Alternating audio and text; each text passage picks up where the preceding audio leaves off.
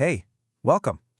So we're going to jump right in and tackle a question that sounds simple, but wow, is it complicated. What exactly is Anglicanism? Now, you might have an answer ready to go, but chances are, the most common one, well, it kind of misses the whole point.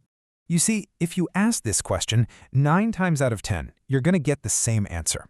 It's an answer that has stuck around for centuries, but as we're about to find out, it was really born from political survival, not some grand theological plan. And there it is, the via media, the middle way. The basic idea is that Anglicanism is this moderate path, right between two big extremes, usually Roman Catholicism on one side and the hardcore Protestantism of Geneva on the other. But what if I told you this definition isn't really a definition at all?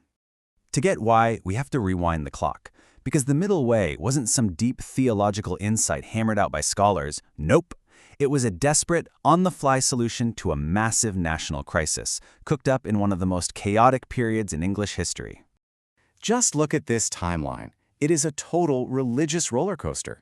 In just over 20 years, England goes from sort of Catholic but no pope to full-on Protestant, then snaps back to being intensely Roman Catholic, complete with brutal persecutions. Can you imagine living through that kind of whiplash? So when Queen Elizabeth I gets the throne in 1558, she's not just getting a crown, she's inheriting a country about to tear itself apart.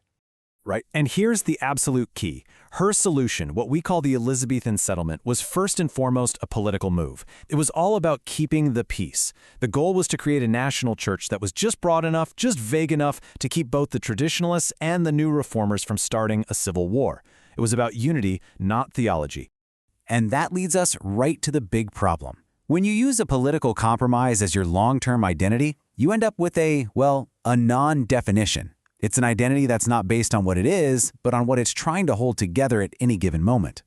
Think of it like this. A real positive definition tells you what something is, right? It's based on its own principles. But a middle way definition only tells you what it's between. And that middle is always shifting.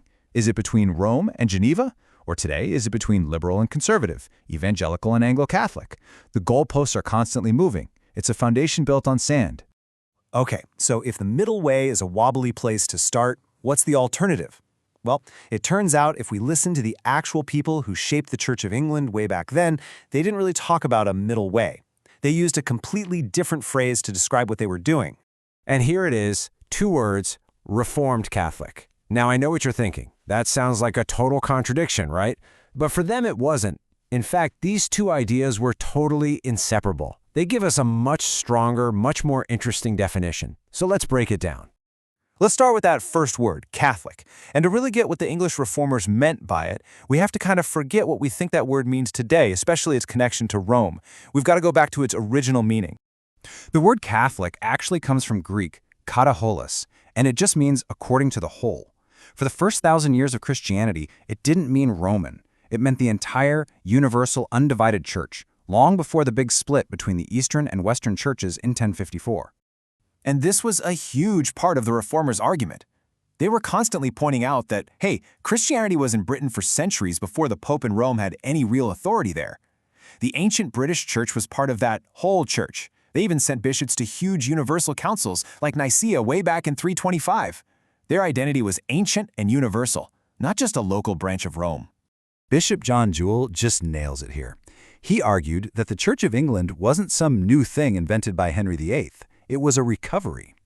So when people accuse the reformers of being innovators, of making up a new church, Jewel had this brilliant comeback. He basically said, no, we're the ones going back to the ancient faith. It's you guys in late medieval Rome who have added all this new stuff. Total mic drop. Okay, so that's the Catholic part. The goal was to recover the faith of the ancient whole church. Now let's look at that second word, Reformed, because that was the engine they used to make it happen. The motto for the whole era, really, was this Latin phrase, ad fontes. It means back to the sources. And for the church reformers, that meant one thing above all. Get back to the Holy Scriptures and read them alongside the earliest Christian thinkers and councils. The whole project was about correcting what they saw as errors by measuring the church against its own original blueprints. And you can see this ad fontes idea in action perfectly in the Book of Common Prayer. Its creator, Archbishop Thomas Cranmer, didn't just make up new services, he went back to the sources. He cut out the things he felt were late medieval inventions, he built the new services on ancient patterns of worship, and this is huge, he put a massive focus back on reading and preaching from the Bible right in the middle of the main service.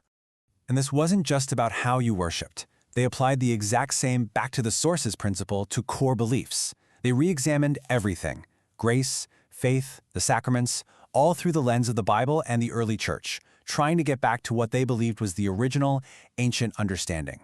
So, let's put it together. We have these two big, powerful ideas. Catholic, that's the goal. Be faithful to the ancient whole church. And Reformed, that's the method. Go back to the original sources to get there. The real genius is seeing how they can't exist without each other. And boom, here it is. This is the heart of it. The two words actually define each other. Reformed explains how the church gets to be Catholic by constantly correcting itself against the sources. And Catholic explains what the church is reforming back to, the faith of that undivided ancient church. They're not opposites, they're two sides of the very same coin. And check this out. This isn't just some dusty 16th century idea. Listen to this from an Archbishop of Canterbury, not in 1551, but in 1951. He's saying the exact same thing. Our identity isn't some unique Anglican invention. It's about holding on to the ancient, universal faith you find in the early creeds. That's the rock. So, let's wrap this all up. The middle way might be a handy description for a political moment in time, but as a deep theological identity, it's pretty shaky. The real, passionate goal of the English Reformation wasn't about carefully finding a safe middle ground. It was about the much bolder, much more exciting project of recovering ancient ground. And that leaves us with one last thing to chew on. The Reformers' big idea was ad fontes, back to the sources. They look back thousands of years to figure out how to move forward. So it makes you wonder, if that's what true reform meant back then, what sources would we need to return to find our way forward today?